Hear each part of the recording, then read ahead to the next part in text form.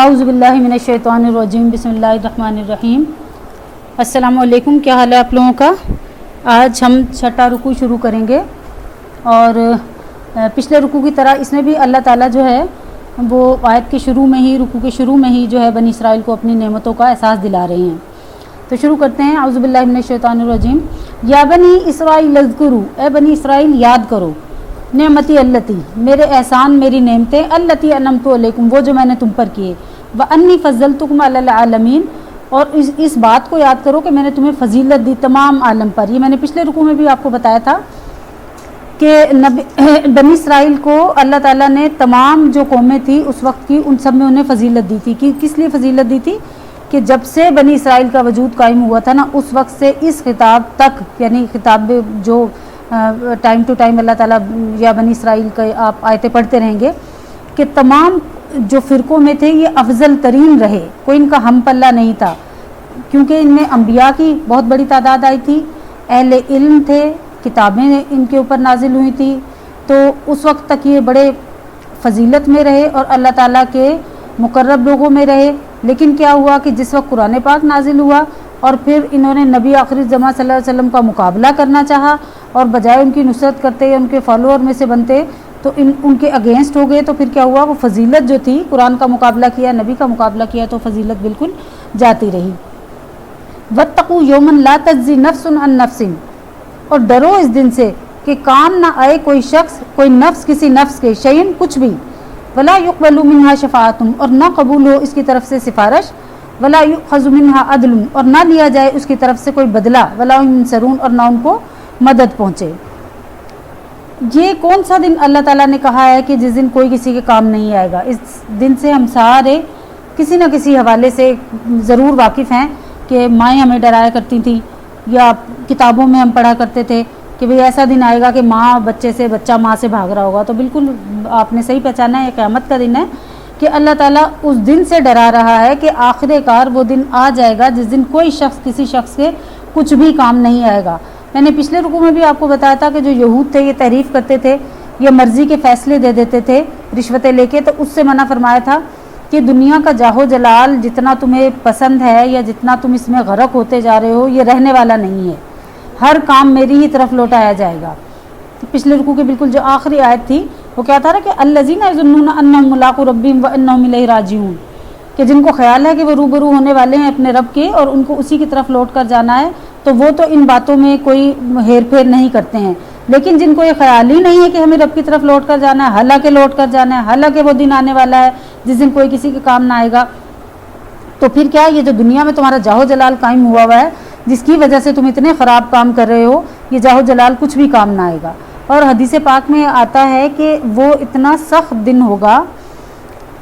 کہ جو ماں ہے وہ اپنے اکلوتوں، یعنی ایک ہی جس کا کسی کا بچہ ہو نا، وہ اس سے بھی بھاگ رہی ہوگی، میاں بیوی سے بھاگے گا، بھائی بھائی سے بھاگے گا۔ آگے آپ قرآن پاک میں بھی پڑھیں گے، مختلف پیرائے میں اسی بات کو مختلف الفاظ میں اللہ تعالیٰ نے دلیل کے ساتھ کہا ہوا ہے کہ وہ دن اتنا سخت ہوگا کہ کوئی کسی کے کام نہ آئے گا، پھر نہ کوئی بدلہ لیا جائے، نہ کوئی مدد پہنچے۔ مثال کے طور پہ کوئی جب دنیا میں کسی مشکل میں کوئی مبتلا ہو جاتا ہے تو اکثر اس کے جو رفیق ہوتے ہیں یا فیملی والے ہوتے ہیں وہ کیا کرتے ہیں کہ اکٹھا ہو کے کوشش یہ کرتے ہیں کہ جس کام میں یہ پھنسا ہے، جس وجہ سے یہ پھنسا ہے، یعنی جو حق اس کے اوپر لازم ہے اس حق کو ادا کر دیں تاکہ اس کی جان چھوٹ جائے۔ اب وہاں آپ پھنسے ہیں نماز میں، روزے میں، اللہ تعالیٰ کی عبادتوں میں، یا دنیا میں کسی کا کوئی حق دینا تھا، چاہے حقوق العباد میں پھنسے ہیں، چاہے حقوق اللہ میں پھنسے ہیں۔ اب وہاں پہ تو حق ادا کرنے کا ایسا کوئی سسٹم نہیں ہے نا کہ برادری ساری مل کے کہہ دے کہ چلے ہمارے روزے اسے دے دیں، ہماری نماز اسے دے دیں۔ جس بندے کا حق رہتا ہے اس بندے کو اللہ تعالیٰ ہم سے اس طرح راضی کر دے کہ یہ چیزیں اس کو دے دے، ایسا تو کوئی کسی کا جو ہے وہ نہ دیا جائے گا کسی کو اور نہ کسی کا دینا قبول ہوگا۔ تو کیا ہوگا، یہ مسئلہ بھی چلا گیا کہ آپ اس طرح سے بھی کوشش نہیں کر سکتے کہ اس کو بچائیں۔ پھر کیا ہوتا تھا دنیا میں اگر ہو تو پھر کیا ہوتا ہے کہ اچھا چلیں اگر ہم وہ نہیں دے سکتے جو ادائے حق اس کے اوپر لازم ہے تو چلو پھر سب مل کے کوئی تاوان یا فدیہ دے کے اس کو چھڑاتے ہیں۔ اب وہاں یہ سسٹم بھی نہیں ہے۔ پھر یہ کہ کوئی یہ سمجھے کہ سارے مل کے، جس کو ہوتا ہے نا کہ دباؤ ڈالنا، فیملی کا، برادری کا دباؤ ڈالنا، اور اس دباؤ ڈال کے جو ہے وہ فیصلے کو اپنے حق میں کروا لیا جائے، کوئی پنچایت بٹھائی جائے، تو پھر وہاں یہ صورت بھی نہیں ہے۔ تو کیا اللہ تعالیٰ نے ساری صورتیں بتا دی کہ وہاں نہ کوئی سفارش قبول ہونی ہے، نہ کسی سے کوئی بدلہ لیا جائے گا، نہ کسی کی طرف سے ان کو کوئی مدد پہنچے گی کہ کوئی اگر میں اس کام کو نہیں کر سکتا یا میرے جورسڈکشن میں یہ کام نہیں ہے تو میرا تایا یہ کام کر سکتا ہے لہٰذا میں اس کو بھیج دیتا ہوں، اس کی جو پرفارمنس ہے نا وہ اللہ تعالیٰ لے لے تو اس بندے کو جو ہے نا وہ اس کے کاموں کے بدلے چھوڑ دیا جائے، ایسا کوئی سسٹم نہیں ہے۔ لہٰذا اس دنیا میں رہتے ہوئے جو کام بھی کرنا ہے وہ اس دن کے آنے سے پہلے سنوار لیں کہ جس دن کچھ بھی کام نہیں آئے گا، نہ کوئی سفارش، نہ بدلہ، نہ کسی کی مدد، نہ کسی کی طرف سے دباؤ، نہ کسی کی جو پنچایت یا آپ برادریوں کا آپ کہہ لیں کہ بھار ہوتا ہے وہ بھی نہیں ہونا ہے۔ تو لہٰذا کیا ہے اس دن کے آنے سے پہلے ڈر جاؤ، ڈر جاؤ سے مطلب واتقوا کا مطلب ڈر جاؤ، مطلب متقی ہو جاؤ کہ ان کاموں کو چھوڑ دو جن کاموں کی وجہ سے تمہیں پھنسنا پڑے۔ وَإِذْ نَجَّيْنَاكُمْ مِنْ آلِ فِرْعَوْنَ، اور یاد کرو اس وقت کو کہ جب رہائی دی ہم نے تم کو، يَسُومُونَكُمْ سُوءَ الْعَذَابِ، فرعون کے لوگوں سے جو کرتے تھے تم پر بڑا عذاب، يُذَبِّحُونَ أَبْنَاءَكُمْ، ذبح کرتے تھے تمہارے بیٹوں کو، وَيَسْتَحْيُونَ نِسَاءَكُمْ، اور زندہ چھوڑتے تھے تمہاری عورتوں کو۔ اچھا اس میں ایک واقعہ ہے، پہلے آپ وہ سن لیجئے، بہت دفعہ آپ نے ہو سکتا ہے کہیں پڑھا بھی ہو کہ جو فرعون تھا اس کے زمانے میں یہ ہوا کہ ایک خواب دیکھا گیا کہ ایک آگ وہ بیت المقدس کی طرف سے ایک آگ بھڑکتی چلی آ رہی ہے، اور جو جس سے جو مصر کے جو قبطی تھے نا، جو فرعون کے لوگ تھے، تو ان کے گھر تو جل کے خاک ہو رہے ہیں لیکن جو بنی اسرائیل کے گھر تھے وہ محفوظ تھے۔ تو اس نے نجومیہ سے پوچھا کہ اس کی کیا تعبیر ہے، تو نجومیہ نے کہا کہ اس کی یہ تعبیر ہے کہ بنی اسرائیل میں سے ایک لڑکا پیدا ہوگا جو تیری سلطنت اور اس بادشاہت اور سارے جاہ و جلال کو جو ہے نا ختم کرنے کا باعث ہوگا۔ تو اب فرعون نے کیا کیا کہ اس ڈر سے بنی اسرائیل کے ہر پیدا ہونے والے لڑکے کو مروانے کا حکم دے دیا۔ پھر کچھ سال اس طرح چلتا رہا، تو پھر اس کے جو عمرا تھے نا انہوں نے مشورہ دیا کہ اس طرح تو ہماری خدمت کرنے والا ہی کوئی نہیں رہے گا۔ تو کیا ہوا کہ اچھا چلو ایک سال وہ لڑکوں کو زندہ رکھا جائے اور ایک سال لڑکوں کو ساروں کو قتل کر دیا جائے بنی اسرائیل کے۔ تو جس وقت حضرت موسیٰ علیہ السلام پیدا ہوئے اس وقت وہ وہی سال تھا جس میں لڑکوں کو مارا جانا تھا، لیکن لڑکیوں کو وہ چھوڑ دیا کرتے تھے کیونکہ وہ باندیاں اور کنیزوں کے طور پہ ان کی خدمت گزاری کے اس میں کام آتی تھیں، تو وہ ویسے بھی عورتوں سے خواب کے مطابق عورتوں سے انہیں کوئی خطرہ نہیں تھا، تو انہوں نے صرف لڑکوں کو مارنا تھا۔ اب جب حضرت موسیٰ کی پیدائش کا وقت آیا تو وہ وہی سال تھا جس میں انہیں قتل کیا جانا تھا۔ یہ آگے قرآن پاک میں مفصل جو پورا واقعہ ہے وہ آئے گا، اور کس طرح اللہ تعالیٰ نے ایک تدبیر سے اس کو حضرت موسیٰ کو ان کے قتل ہونے سے بھی بچایا، اور پھر فرعون نے جس ڈر اور خوف کی وجہ سے بنی اسرائیل کے لاتعداد بچے قتل کر دیے، اسی کے گھر میں یعنی فرعون کے گھر میں ہی جو ہے وہ موسیٰ پلے بڑے اور پل کے جوان ہوئے۔ کیسی کیسی تدبیریں اللہ تعالیٰ نے کی وہ بھی آگے آپ پڑھیں گے۔ ابھی اس آیت میں ہمارا یہیں تک ہی ہے اس کا کنسرن، تو میں اتنا ہی آپ کو بتا رہی ہوں۔ وفی ذالکم بلاء من ربکم عظیم، اور اس میں آزمائش تھی تمہارے رب کی طرف سے بڑی، یعنی یہ بہت بڑی آزمائش اور مصیبت تھی یا امتحان تھا تم لوگوں کے لیے، بنی اسرائیل کے لیے۔ وَإِذْ فَرَقْنَا بِكُمُ الْبَحْرَ، جب پھاڑ دیا، کیا کیا؟ فرقنا پھاڑ دیا، بِكُمُ الْبَحْرَ تمہارے لیے دریا کو، سمندر کو، فَأَنْجَيْنَاكُمْ پھر بچا لیا ہم نے تم کو، وَأَغْرَقْنَا اور ڈبو دیا آلَ فرعون فرعون کے لوگوں کو، وَأَنْتُمْ تَنْظُرُونَ اور تم دیکھ رہے تھے۔ اب یہاں پہ پورا واقعہ جو ہے وہ اس کا ذکر نہیں کیا جا رہا، بلکہ یہاں پہ یا بنی اسرائیل اذکروا نعمتی التی کے عنوان کے تحت یہ ساری چیزیں آ رہی ہے کہ کیا کیا نعمتیں دی تھیں۔ پیچھے بتا دیا نا کہ لڑکوں کو قتل کرتے تھے اور لڑکیوں کو زندہ رکھتے تھے، اس سے بھی بچایا تمہیں۔ پھر دوسرا کیا کیا کہ دریا پھاڑ دیا۔ قصہ یوں ہوا تھا کہ جب حضرت موسیٰ لے کے اپنی بنی اسرائیل کی قوم کو جب وہ لے کے فرعون کے پاس سے چلے تھے اور فرعون قریب تھا کہ ان کو پکڑ لے، تو حضرت موسیٰ نے سوچا کہ اب آگے دریا ہے اور پیچھے فرعون کا لشکر ہے، تو اب تو میں ہر صورت مارا گیا، لیکن اللہ تعالیٰ نے کہا کہ اپنا عصا مار دریا میں۔ تو حضرت موسیٰ نے اپنا عصا دریا میں مارا اور وہ دریا دو حصوں میں بٹ گیا، بالکل ایسے ہی کہ جیسے آپ کبھی ناران کاغان گئے ہوں تو وہاں آپ گلیشیئر جمے ہوئے دیکھتے ہیں نا، کہ ادھر بھی گلیشیئر جمع ہوا ہے ادھر بھی جمع ہوا ہے، لیکن کوئی درمیان کا گلیشیئر رواں دواں ہے، پانی زور و شور سے جاری ہے۔ تو وہ دو کو اللہ کا حکم نہیں ہوا، حالانکہ دونوں کو سیم ٹیمپریچر مل رہا ہے، دونوں پہ ہوا یا جو عوارض ہوتے ہیں جن کی وجہ سے یہ بہتے یا جمتے ہیں دنیاوی طور پہ، ویسے تو اللہ کا حکم ہوتا ہے یہ جمتے ہیں، اللہ کا حکم ہوتا ہے یہ بہتے ہیں، لیکن دنیاوی طور پہ جو عوارض ہوتے ہیں وہ سارے کے لیے برابر تھے، لیکن پھر بھی کچھ جمے کھڑے رہتے ہیں اور کچھ بہتے ہیں۔ تو بالکل اسی طرح آگے آپ قرآن پاک میں پڑھیں گے کہ جب یہ سمندر پھاڑا گیا تھا تو کیا ہوا تھا کہ وہ ایسے ہو گئے تھے دو ٹکڑے جیسے پہاڑ، یعنی جیسے گلیشیئر نہیں جم جاتے، تو دونوں طرف جو پانی ہے وہ جم گیا اور درمیان میں راستہ خشک ہو گیا. تو پھر کہ حضرت موسیٰ کی قوم تو چلی گئی گزر کے، اور فرعون نے دیکھا کہ دریا میں راستہ ہے تو اس نے بھی اپنا لشکر اس کے اندر ڈال دیا. جب لشکر عین بیچ میں پہنچا تو دونوں طرف سے دریا کو حکم ہو گیا کہ آپس میں مل جائے. وہ مل گیا اور فرعون وہیں پہ ڈوب گیا. وہاں پہ اس نے ایمان بھی لانا چاہا تھا، وہ بھی آپ قرآن پاک میں آگے پڑھیں گے. اس وقت اس نے کہا تھا کہ میں ایمان لاتا ہوں رب موسیٰ پہ، لیکن اللہ تعالیٰ نے کہا تھا کہ اب اس سے پہلے تو اتنا ظلم کرتا ہے، یعنی اب تو نے موت دیکھ لی ہے تو وہ نزا کے وقت جو ہے ایمان لانا کیونکہ قبول نہیں ہوتا، تو اس کا فرعون کا ایمان جو ہے وہ قبول نہیں کیا تھا اور اس کو غرق کیا تھا. تو اللہ تعالیٰ اس واقعے کی طرف یاد دہانی کرا رہے ہیں بنی اسرائیل کو کہ دیکھو جب میں نے اس قوم کو ڈبو دیا اور تم لوگوں کو بچا لیا، اور یہ سب کچھ تمہارے سامنے ہوا. ایسا نہیں ہے کہ کوئی قصہ ہے کہ کوئی اس کو آدھا جھوٹ جانے آدھا سچ جانے، یہ ایسا نہیں ہوا. تم دیکھ رہے تھے، تمہاری آنکھوں کے سامنے یہ سب کچھ ہوا ہے، کیونکہ یہ دریا کے اس پار تھے، دیکھ رہے تھے کہ فرعون پیچھے آ رہا ہے اور پھر ڈوب گیا. یہ سب کچھ ان کے سامنے ہوا. وَإِذْ وَعَدْنَا مُوسَىٰ، اور جب ہم نے وعدہ کیا موسیٰ سے 40 لیلۃً 40 رات کا. ثُمَّ اسْتَخَذْتُمُ الْعِجْلَ، پھر تم نے بنا لیا، ثُمَّ اسْتَخَذْتُمُ الْعِجْلَ بنا لیا بچڑا، مِن بَعْدِهِ موسیٰ کے بعد، وَأَنْتُمْ ظَالِمُونَ اور تم ظالم تھے. جب حضرت موسیٰ علیہ السلام اپنی قوم کو وہاں سے فرعون کے پاس سے نکال کے بچا کے لے آئے تو حضرت موسیٰ علیہ السلام نے، کیونکہ ایک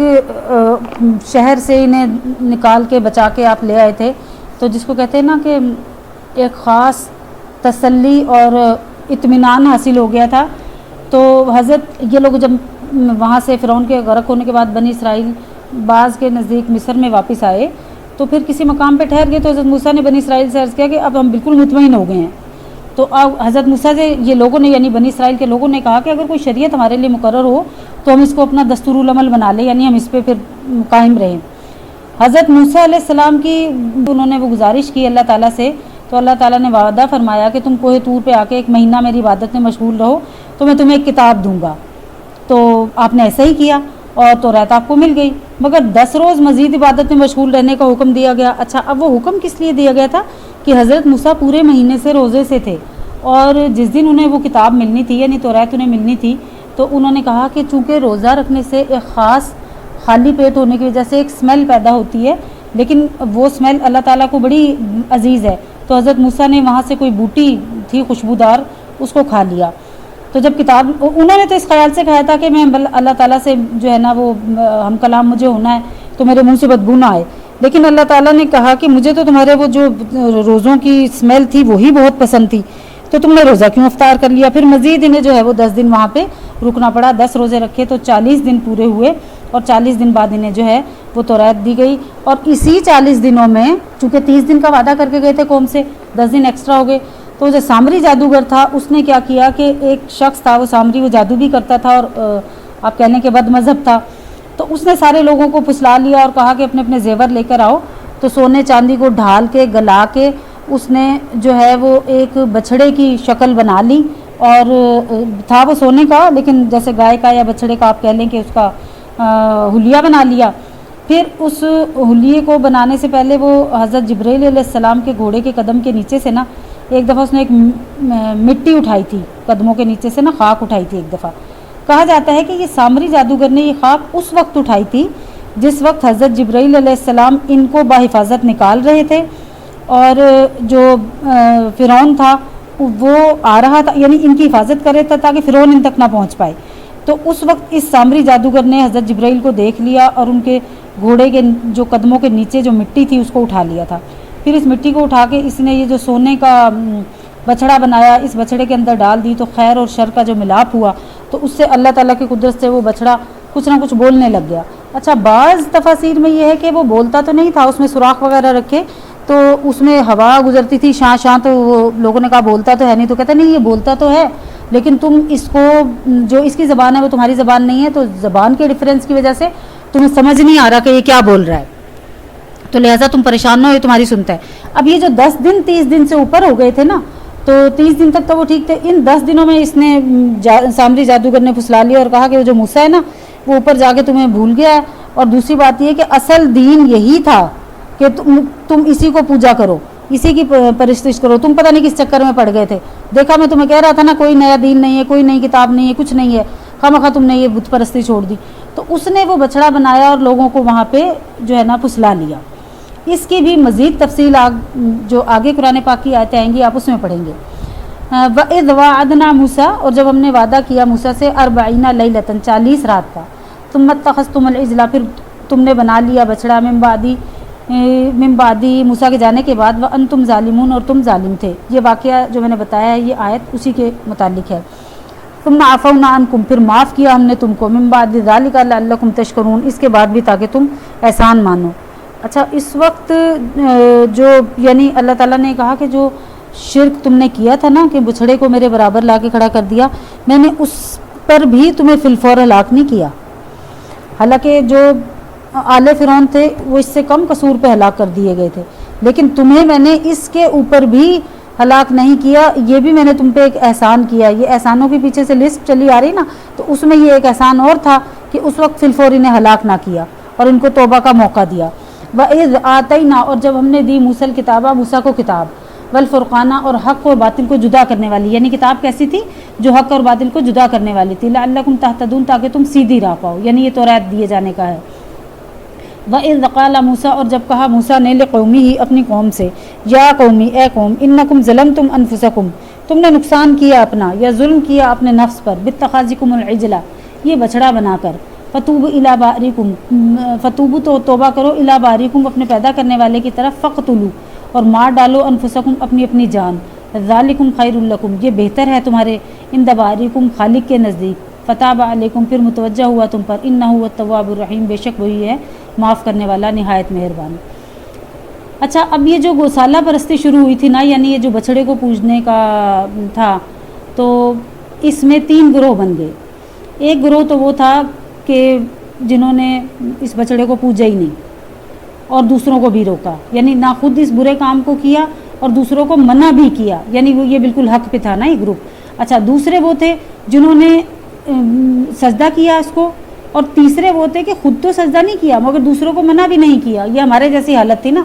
خود تو برا کام جو ہے اس سے ہم بچ ہی جاتے، لیکن دوسروں کو منع نہیں کرتے، اس لیے نہیں منع کرتے کہ مائنڈ نہ کر جائیں۔ تو ان میں سے بھی ایک گروپ جو تھا، وہ ایک نے تو اچھی طرح سجدہ کیا، پوری طرح اس وہم میں اور اس شک میں مبتلا ہو کے کہ یہی خدا ہے،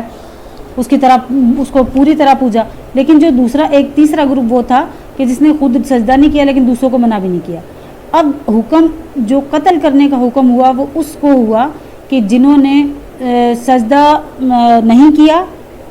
لیکن دوسروں کو منع بھی نہیں، یعنی پہلا جو گروپ تھا وہ تو بالکل ہی کلین ہو کے نکل گیا نا، کہ اس نے نہ خود سجدہ کیا اور دوسروں کو منع بھی کیا، لہٰذا اس کی توبہ یا کوئی سزا یا وہ تو اس گروپ سے نکل گیا نا، اس بات سے کہ اس کو کوئی سزا دی جائے۔ اب یہ 2 گروپ بچے ہیں، دھیان رکھیے گا، ایک وہ گروپ بچا ہے جس نے سجدہ کیا، اور دوسرا وہ گروپ یہ ہے کہ خود تو سجدہ نہیں کیا لیکن دوسروں کو منع بھی نہیں کیا۔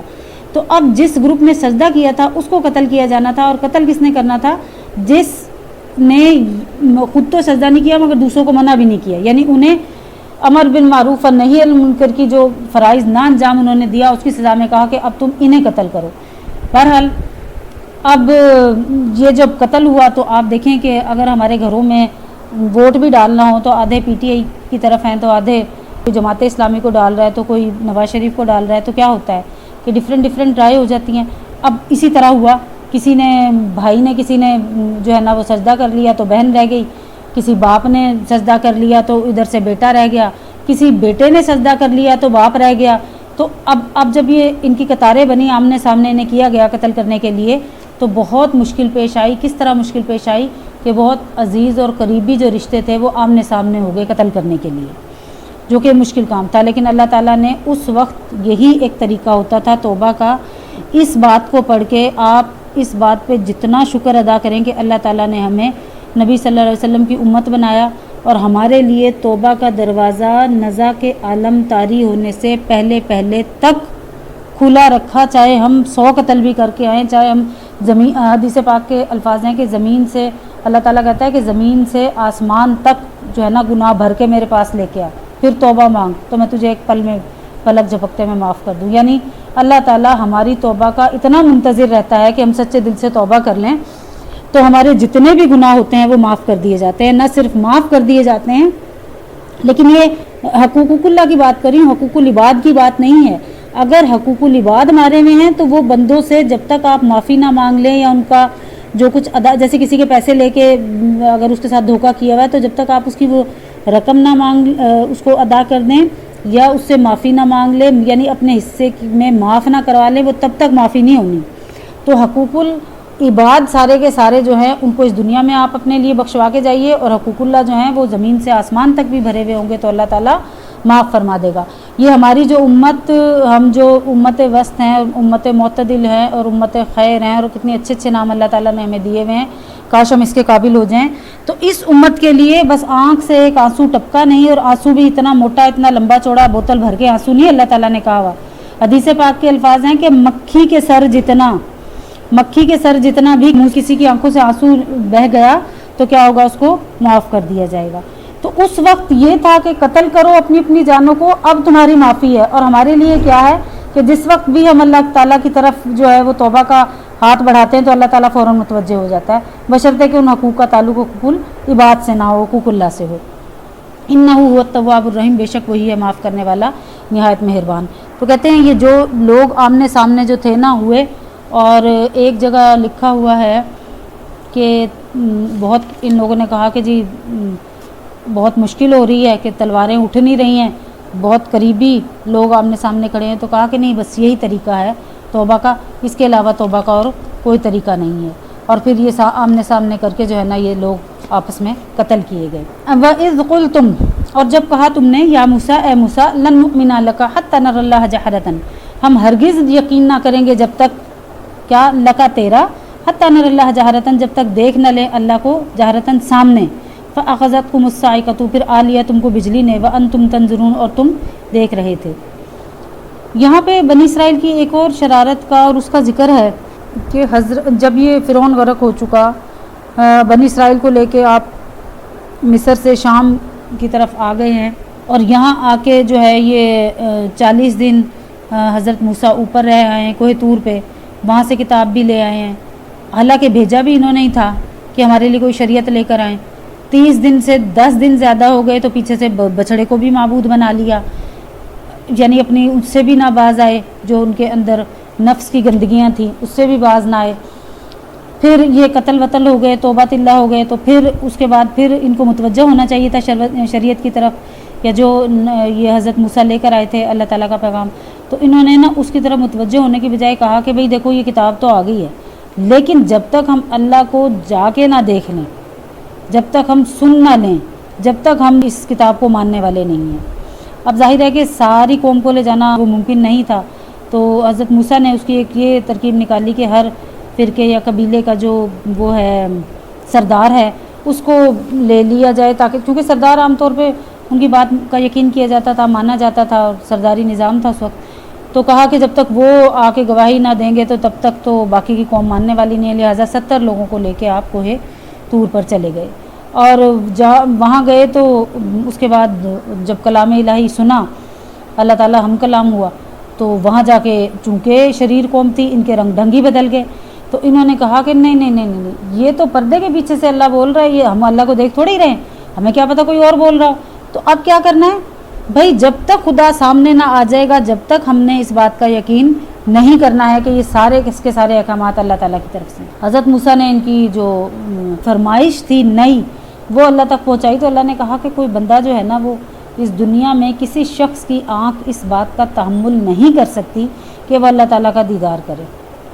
لیکن اب یہ بضد تھے، تو پھر کیا ہوا، اللہ تعالیٰ نے ان پہ عذاب بھیجا، ایک بجلی کی کڑک آئی، اور اس کڑک کو دیکھتے ہی دیکھتے یہ سارے کے سارے مر گئے۔ اب یہ مر گئے تو حضرت موسیٰ بڑے پریشان ہوئے، انہوں نے کہا کہ اللہ تعالیٰ اگر تو چاہتا تو انہیں نیچے ہی مار دیتا، تو اب یہاں میں نے لے کے آیا ہوں، اب مار دیا، اور کم عقلوں کی کم عقل فرمائش کی وجہ سے مار دیا، تو اللہ تعالیٰ یہ تو جو بنی اسرائیل پہلے ہی میرے پیچھے پڑی رہتی ہے، یہ تو مزید میرے پیچھے پڑ جائیں گے اور کہیں گے کہ کسی اسکیم کے تحت لے جا کے مارا ہے۔ تو انہی لوگوں نے تو گواہی دینی تھی جا کے کہ ہم نے خود اپنے کانوں سے سن لیا ہے، اور اللہ تعالیٰ انہیں تو نے مار دیا ہے، تو اب میری گواہی کون دے گا جا کے؟ تو ایک دعا یا التجا کی حضرت موسیٰ نے، تو اللہ تعالیٰ نے اس کو قبول فرمایا۔ ثم بعثناکم من بعد موتکم لعلکم تشکرون، پھر اٹھا کھڑا کیا ہم نے تم کو مرنے کے بعد، لعلکم تشکرون، تاکہ تم احسان مانو۔ اب یہ اتنا بڑا معجزہ، اتنا بڑا سب کچھ دیکھ کے یہ لوگ نیچے آئے، اور نیچے آ کے گواہی دی، چند دن ٹھیک رہے، اس کے بعد پھر اپنی اس پہ آ گئے۔ وَظَلَّلْنَا عَلَيْكُمُ الْغَمَامَ، اور سایہ کیا ہم نے تم پر ابر کا، وَأَنزَلْنَا عَلَيْكُمُ الْمَنَّ وَالسَّلْوَىٰ، اور اتارا تم پر من و سلویٰ۔ جب یہ فرعون غرق شرق ہو گیا اور یہ یہاں سے شام کو چلے نا، تو بیچ میں میدان طیہ پڑتا تھا، تو اس میں گئے یہ اور کہنے لگے کہ اب وہ میدان جو تھا نا، میدان طیہ، وہ کوئی بہت بڑا میدان بھی نہیں تھا، ایسے شام اور کیا کہتے ہیں کہ مصر اور شام کے درمیان تھا، اور چھوٹا سا علاقہ تھا، کوئی 5-6 کوس آپ کہہ لیں، یا تقریباً جو آج میل وغیرہ ہم گنتے ہیں تو کہنے کہ 10 میل کے رقبے میں پھیلا ہوا ایک چھوٹا سا ایک جنگل تھا، علاقہ تھا، جنگل بھی نہیں تھا بلکہ ایک علاقہ تھا، میدان تھا۔ تو اب یہ چونکہ نافرمانی در نافرمانی کرتے تھے نا، اسی نافرمانی کی وجہ سے ہی اللہ تعالیٰ نے پھر ان کو کیا کیا تھا کہ اسی میں ہی یہ بھٹکتے رہے، اور کتنا بھٹکے۔ 2 وجوہات کہا جاتا ہے کہ ایک تو انہیں یہ کہا تھا یہاں پہلے من و سلوہ اتارا، اور پھر انہیں کہا یہاں اطمینان سے تم رہو، اور بڑے لاڈ اللہ تعالیٰ نے اس قوم کے اٹھائے کہ وہاں پہ چونکہ وہ میدان ایسا تھا، کھلا میدان تھا، کوئی عمارت اس میں تھی نہیں، درخت نہیں تھے، کوئی دھوپ اور گرمی سردی سے بچاؤ کی بھی کوئی چیز نہیں تھی، نہ کوئی کھانے پینے کا سامان تھا۔ تو کیا کیا کہ معجزاتی طور پہ حضرت موسیٰ کی دعا سے اسی میدان میں نا ان تمام ضروریات کا اللہ تعالیٰ نے انتظام فرما دیا کہ جو انسان کی زندگی کی بقا کے لیے ضروری ہوتی ہیں۔ تو بنی اسرائیل نے دھوپ کی شکایت کی تو اللہ تعالیٰ نے ایک سفید اور رقیق ابر کا سایہ جو ہے نا وہ ان کے پیچھے لگا دیا، جہاں جہاں یہ جاتے وہ سایہ بادل اس کے اوپر رہتا، اور ان کو جو ہے نا اس بات کی طلب نہ ہوتی کہ انہیں دھوپ چپ رہی ہے۔ پھر بھوک کا تقاضا ہوا تو من و سلوہ نازل فرما دیا، درختوں پر وہ جو ایک شیریں دانے کی طرح کی ایک چیز بکثرت پیدا کر دی۔ کچھ تفاسیر میں لکھا ہے کہ وہ اوس کے ساتھ برستی تھی اور کافی تعداد میں برستی تھی کہ اسے اٹھا کے آسانی سے جو ہے نا وہ اکٹھا کر کے کھا لیتے تھے۔ اور کچھ پرندے تھے، سلوہ ایک پرندے کا نام جو بٹیر کی طرح کا تھا، اور اتنی کثرت سے ہوتا تھا کہ ایک عام شخص بھی ہاتھ بڑھائے اور ہاتھ بڑھا کے اس بٹیر کو حاصل کر لے اور اس کے بعد کاٹ کے اس کو کھا لے۔ تو اب ان کو نہ کھانے کی تھی، بھوک پیاس کا مسئلہ حل ہو گیا۔ ایک چشمے پہ اللہ تعالیٰ نے ایک پتھر پہ جو ہے وہ عصا مارنے کو کہا حضرت موسیٰ کو، اور وہاں سے 12 چشمے پھوٹ پڑے۔ یہ بھی ابھی بڑی جلدی اگلے رکوع میں آنے والا ہے۔ اور ان لوگوں کے پانی پینے کا بھی انتظام ہو گیا۔ پھر لائٹ کا کہتے ہیں کہ روشنی کا انہیں وہ ہوا تو غیب سے ایک روشنی عمودی شکل میں ان کے محلے کے درمیان میں اعجاز کی صورت میں قائم کر دی۔ پھر یہ میں تفسیر آپ کو بتا رہی ہوں، امام قرطبی رحمۃ اللہ علیہ کی تفسیر قرطبی ہے، یہ اس کے حالات ہیں سارے۔ پھر انہوں نے کپڑے ان کے تھے میلے ہو جاتے، پھٹ جاتے، تو اس طرح انہیں اللہ تعالیٰ نے محفوظ رکھا لاڈ کرنے کے لیے یا انہیں اعجاز بخشنے کے لیے۔ اسی ایسے تو نہیں اللہ تعالیٰ کہہ رہا ہے یا بنی اسرائیل اذکروا، کہ بنی اسرائیل یاد کرو میری نعمتیں۔ کیا کیا نعمتیں ہیں میں وہ تفصیل آپ کو بتا رہی ہوں۔ کہا جاتا ہے کہ نہ ان کے کپڑے میلے ہوتے تھے نہ پھٹتے تھے، اور جو بچوں کے بدن پہ کپڑے ہوتے تھے نا وہ بچوں کے بدن کے بڑھنے کے ساتھ ساتھ اسی مقدار میں بڑھتے تھے، وہ دوبارہ کپڑے کی ضرورت ہی نہ پڑتی تھی، جس طرح جس حالت میں آئے تھے اسی حالت میں رہے۔ پھر ان کو یہ بھی حکم ہوا تھا کہ اس کو بس جتنی نعمتیں تمہیں دی جا رہی ہیں اس کو استعمال کرو، اس کو ذخیرہ نہ کرو، حرص ہوس کا اس میں کوئی دخل نہ ہو۔ مطلب روز کا روز بٹیر پکڑو، یہ اتنا جو ہے نا شیریں چیز آپ کے لیے اگ رہی ہے، بغیر ہاتھ پیر ہلائے جو کھانے پینے کا انتظام ہو گیا ہے، تو اس میں وہ نہ لالچ کا وہ نہ ڈالو۔ تو کیا انہوں نے کیا کہ اس کو بھی نہ مانا، گوشت جو ہے وہ ہرس کے مارے اس کو رکھنا شروع کر دیا، تو رکھنا شروع کر دیا وہ سڑنا شروع ہو گیا، پھر اپنا نقصان کیا۔ تو کہتے ہیں کہ اللہ تعالیٰ نے اتنی ان کی، پھر یہاں پہ اس کے درمیان اس میں شام میں ایک قوم آباد ہو گئی تھی، عمالقہ نامی ایک قوم تھی، اور بڑی جس کو کہتے ہیں ڈیل ڈول والی تھی، بہت تنومند تھے اور بہت لڑاکے اور جنگجو لوگ تھے۔ وہ قوم آ گئی تھی تو اللہ تعالیٰ نے کہا تھا کہ تم لوگ جاؤ اور جا کے اس قوم سے جہاد کرو، اور جہاد کر کے تو اس قوم کے تسلط سے وہ علاقہ چھڑا لو، اور پھر وہاں پہ تم جو ہے نا شام تمہارا ہمیشہ کے لیے ملک ہو جائے گا، تو تم شام میں مزے سے ٹھہرو، پھر تمہارا پورا وہاں پہ جو ہے نا اجارہ داری ہو جائے گی۔ حضرت موسیٰ نے جب انہیں کہا جہاد کے لیے تو انہوں نے کہا 10-12 لوگ وہاں گئے تھے، تو 2 لوگ تو آ کے وہاں دیکھا کہ قوم بڑی تنومند ہے، بہت لڑاکی ہے، بڑی ویسے فزیکلی بھی بہت بڑی ہے اس قوم سے۔ تو حضرت موسیٰ نے منع کر دیا تھا کہ جا کے نہ بتانا، تو اس طرح اگر تم انہیں بتاؤ گے تو ان کے حوصلے ٹوٹ جائیں گے۔ تو ان میں سے 12 لوگ گئے تھے، تو 2 کے علاوہ 10 نے بڑھا چڑھا کے پیش کیا کہ بڑی ایسی قوم ہے بھائی، وہاں اس سے لڑو گے تو مارے ہی جاؤ گے۔ تو کیا ہوا پھر وہ اس جہاد پہ بھی نہ گئے۔ حضرت موسیٰ سے کہتے ہیں جا موسیٰ تو جا، تیرا خدا جا، ہم یہاں بیٹھے ہیں، جب وہ علاقہ خالی ہو جائے ہم بتا دیں ہم آ جائیں گے، ہم نہیں کرنے والے اس کام کو۔ یہاں سے پھر نافرمانی شروع کر دی۔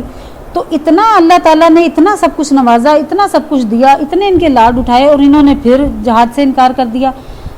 پھر کیا ہوا ان لوگوں کے ساتھ کہ 40 سال بطور سزا یہ اس میدان میں بھٹکتے رہے، میدان تیہ میں، اس وادی تیہ میں 40 سال بھٹکتے رہے، پریشان اور سرگرداں رہے۔ اور ہوتا کیا تھا کہ کل 5-6 کوس کا علاقہ تھا، یعنی 10 میل کا رقبہ تھا، تو اپنے وطن مصر واپس جانے کے لیے بھی دن بھر سفر کرتے، رات کو کسی منزل پر اترتے کہ تو ریسٹ کرتے کہ صبح اگلا سفر کنٹینیو کیا جائے گا۔ آپ کو پتہ ہے لائٹوں کا زمانہ نہیں تھا،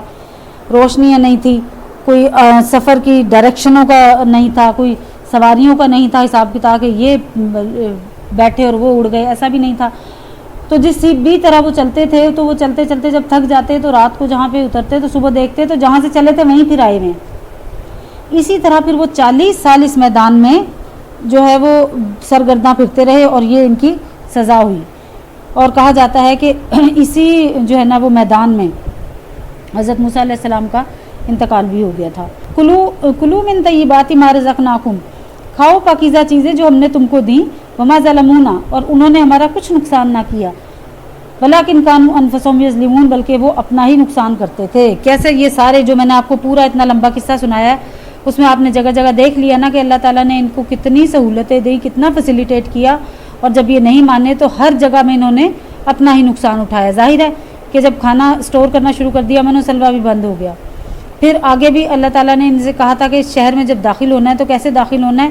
اس کا بھی انہوں نے الٹ کیا، ہر بات کا تمسخر اڑانا، ہر بات کو فطرتاً نافرمان ہو کے ادا کرنا، وہ ان کا شیوا تھا۔ تو اس میں پھر انہیں جو ہے وہ عذاب ہی عذاب ان کے اوپر آنا تھا۔ وَإِذْ قُلْنَا ادْخُلُوا هَٰذِهِ الْقَرْيَةَ، جب ہم نے کہا داخل ہو اس شہر میں، فَكُلُوا مِنْهَا حَيْثُ شِئْتُمْ، اور کھاتے پھرو اس میں جہاں سے چاہو،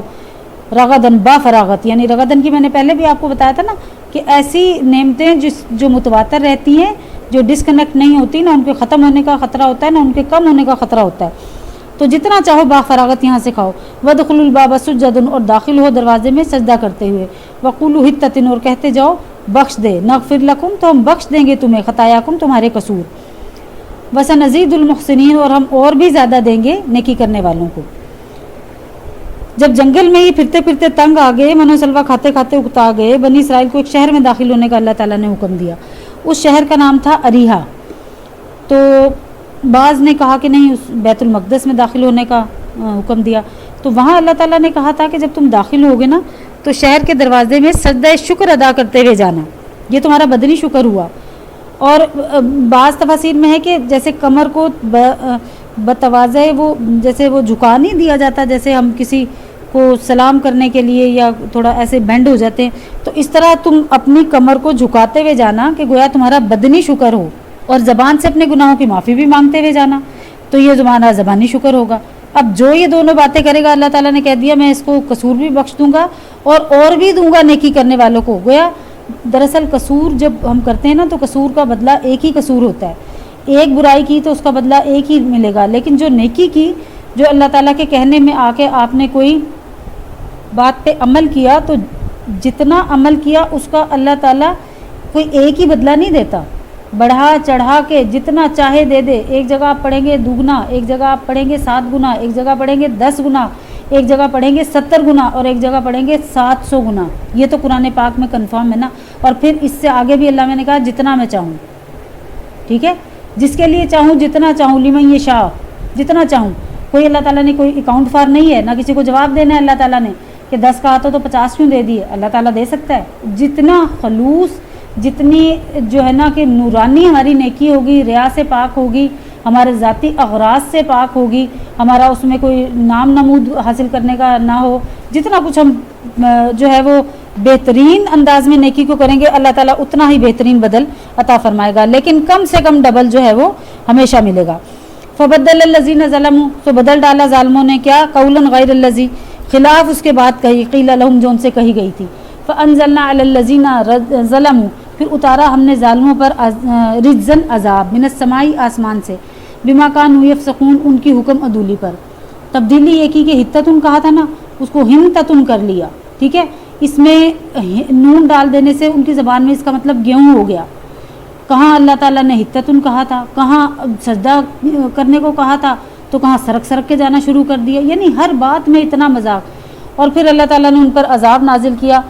تو کہا جاتا ہے کہ دوپہر میں طاعون کا ان پر عذاب پڑا، اور ایک تفسیر میں لکھا ہوا ہے کہ 70,000 یہود اسی دن مارے گئے، اور ایک تفسیر میں ہے کہ 3,000 یہود مارے گئے۔ واللہ اعلم بالصواب، وما علینا الا البلاغ۔